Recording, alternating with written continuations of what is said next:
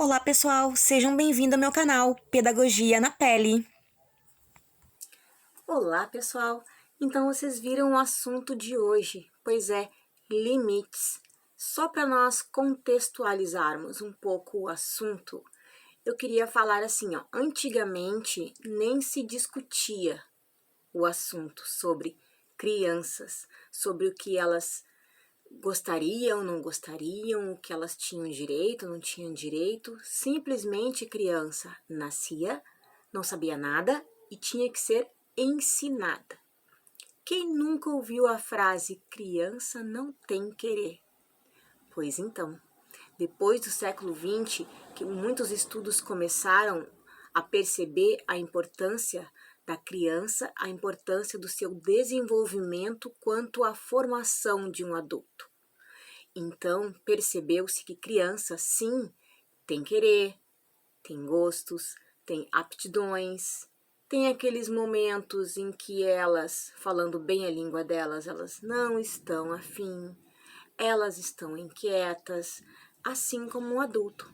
O adulto não tem dias que vocês podem até dizer assim, hoje eu não tô nos meus dias, ou hoje eu não tô bom, ou ainda hoje eu nem deveria ter saído de casa. Pois então, se nós adultos somos assim, por que a criança também não? Não é? Então, com o passar do tempo, começaram a respeitar a criança. Mas nesse respeitar é que alguns adultos acabaram se perdendo no caminho. O que aconteceu? Começou aquele fato de dizer sim para tudo, de achar que o que a criança está falando tem que ser realizado na hora, o que ela está pedindo tem que dar, o que ela quer fazer tem que dar. Então foi nesse caminho que acabou dando um erro. Por quê?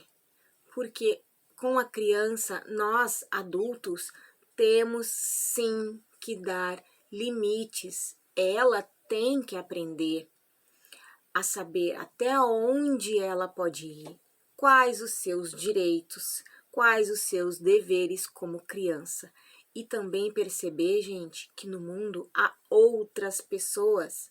Não é só ela, não é só a vontade dela naquele momento. Por exemplo, quem tem irmãos, então tem lá uma irmã mais velha e uma irmã mais nova, 3, 4 anos, e a irmã mais velha já está com seus 14, 15 anos.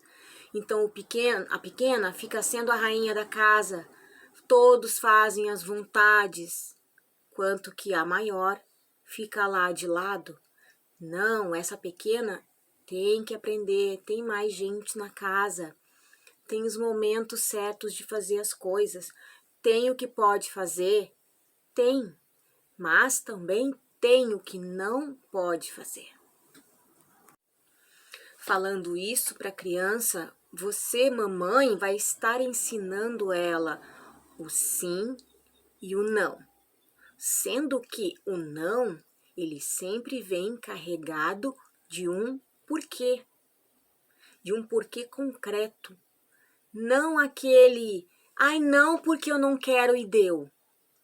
Ou, não porque não. Esse não, gente, ele tem que vir carregado de um porquê. Tanto como o sim deve ser dito quando possível e o não quando preciso. E sempre explicado para a criança. Mas com que idade eu começo a explicar as coisas para o meu filho? Desde pequenininho. Começou a caminhar, a gente já está ensinando. Não sobe a escada ainda, porque você ainda não consegue se equilibrar, você vai cair. Então você já está explicando, mas assim de uma maneira conversando. Não precisa gritar, não precisa brigar. Você vai explicar. Claro que você vai explicar isso 1 milhão de vezes, porque ele ainda está aprendendo. Mas quando ele tiver com 4 anos e você disser, não sobe, não vai aí na sacada que é perigoso e ela continuar indo, você tem que ser firme.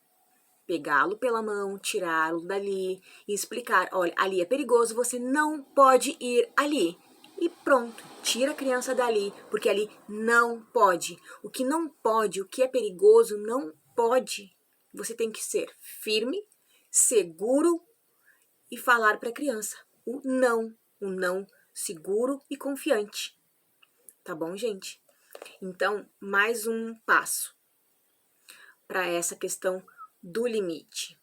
Então, já falamos então que tem mais pessoas, o sim, o não carregado de porquê. E nós temos mais um fato também, a questão da frustração. A criança pequena, gente, vocês têm que deixar ela passar por algumas frustrações, porque isso para o futuro dela vai fazer a diferença. Por exemplo, hoje ela não vai poder ganhar o brinquedo hoje. Ela pode dar uma choramingada, pode bater pé, mas você vai ser firme e vai dizer, ó, hoje a mãe não pode, por isso e por isso. Quem sabe outro dia você ganha o seu brinquedo, por exemplo. Mais tarde, gente, a criança vai aprender a lidar com as frustrações. Ela não vai ser aquela criança fechada, aquela criança que vai ter medo de tentar as coisas, aquele adolescente que receber o primeiro não já vai se trancar em casa. Então, gente, frustração, eles têm que passar. Isso vai fazer parte. Outra coisa, a questão de lidar com a capacidade de adiar a satisfação. Vocês estão, por exemplo, no mercado e a criança pede um brinquedo, pede alguma coisa que está fora do seu orçamento no momento. Você vai explicar para ele que hoje não vai dar para a gente comprar, por exemplo. Quem sabe no outro mês a mãe compra. Adiar a satisfação, ele vai ter que esperar por esse brinquedo ou por essa saída ou por esse passeio no parque. Então, você vai estar adiando a satisfação. O que pode acontecer na vida adulta? No início da vida adulta, ele vai entregar um currículo, não vai ser chamado. E aí, o que vai acontecer? Ele não vai se frustrar. Ele vai persistir. Não, esse não deu? Não tem problema, eu vou largar currículo em outro lugar, eu vou procurar emprego em outro lugar, tem bastante mercado, eu vou tentar, eu não vou desistir. Então, ele vai saber adiar a sua satisfação. Eu não consegui hoje, eu consigo amanhã. Isso é muito importante, gente, ensinar para os pequenos. Porque, gente, criança que aprende a lidar com frustrações, quando crescer, vai saber lidar com os problemas da vida com equilíbrio. Ela vai saber ponderar até as suas ações, as suas reações. Então, o que a gente vê por aí? Já aconteceu de eu ver um homem adulto chutando o caixa eletrônico porque ele não conseguia, a caixa não estava funcionando, ele não conseguia fazer o que ele queria. Então ele começou a chutar a máquina. O que isso significa? Significa que é um adulto que não consegue adiar a sua satisfação. Ele queria aquilo na hora, ele queria de qualquer jeito, ele não se preocupou se tinha gente atrás dele, precisando da mesma máquina, talvez precisando da mesma coisa que ele estivesse fazendo, com a mesma urgência que ele tivesse. Que ele estava, aliás. Então, ele poderia ter parado, respirado, pedido ajuda para alguém do banco. Olha, me ajuda, não estou conseguindo, a máquina não está ajudando, não está saindo o que eu quero. Então, essa maneira de saber lidar com frustrações vai fazer a vida da sua criança, que hoje é pequena, no futuro ser bem mais tranquila. Eu acredito, gente, que agora, tanto professoras que têm filhos, mães que estão em casa com essa função da pandemia, eu acredito que realmente as crianças têm se mostrado tentando avançar os limites, vamos dizer assim. Houve relatos de mães falando de ele já está acabando com a minha paciência, mas criança, eles realmente testam os limites.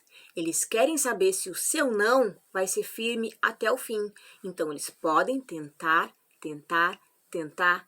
até conseguir o que eles querem, mas vai de você, mamãe, ser firme, conversar, ser segura do que está falando. E também, gente, outro ponto importante, a questão da consequência. A criança, desde pequena, ela começa a perceber a consequência. Então, se vocês verem o seu filho, por exemplo, juntando os brinquedos sem ninguém falar nada, você pode dar uma consequência para ele. Depois que ele terminar, você vai lá e chama ele. Vem cá, mãe, quer te dar um abraço porque eu fiquei muito feliz. Olha lá, ó, guardou os brinquedos. E ele vai perceber, isso é uma consequência boa. Olha, que legal, eu guardei os brinquedos, minha mãe percebeu, me chamou, foi lá, me deu um abraço, ficou comigo. Daqui a pouco já foram tomar um café juntos. Então, isso é uma consequência boa. Claro que também tem a consequência que não é boa. Quando eles fazem as chamadas artes ou desobediências, esses momentos também, gente, tem que ter uma consequência. Olha, filho, você desobedeceu a mãe, por isso, por isso, por isso. Hoje você vai ficar sem assistir o seu desenho favorito. É uma consequência. Então, ele vai aprender na primeira? Às vezes não. Pode acontecer 1, 2, 3, mas vai chegar uma hora que ele vai perceber. Ele vai começar a assimilar esse combinado, essa combinação. Ele vai perceber as consequências. Então, lembrem, dar consequências quando eles fazem coisa errada, mas também consequência quando eles fazem coisas boas. Lembrando que consequência não precisa ser presente, não precisa ser tempo no celular.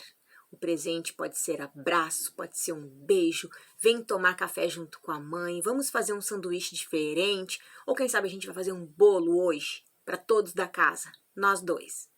Certo, gente?